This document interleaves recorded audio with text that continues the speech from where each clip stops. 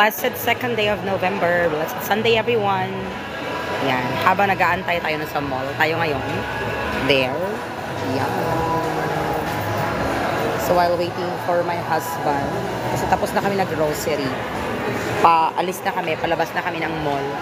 Naalala ko lang, today is November 2, and ilang araw na lang, kay SPIMS, sa Pinas Ikaw ang Ma'am at Sir, malapit na po ang deadline of submission for applicants, teacher applicants for the next year, next academic year, school year 2026-2027. The deadline of submission is November 15.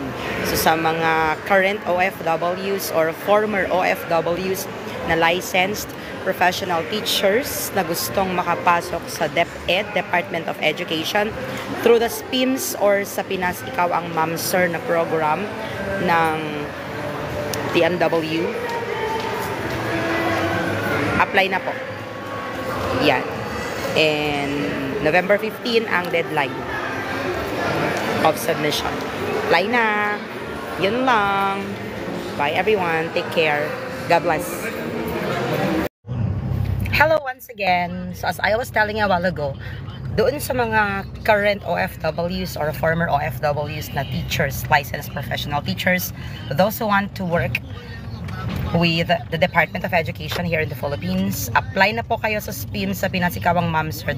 Deadline of submission is on November 15, 2025. That is good for the next academic year, 2026-2027.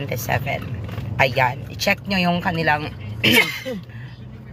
page sa Blue App, sa Pinas Ikaw ang Ma'am at Sir. Yun, search nyo po sa Blue App. Sa Pinas Ikaw ang Ma'am Sir. Yun po yung kanilang page.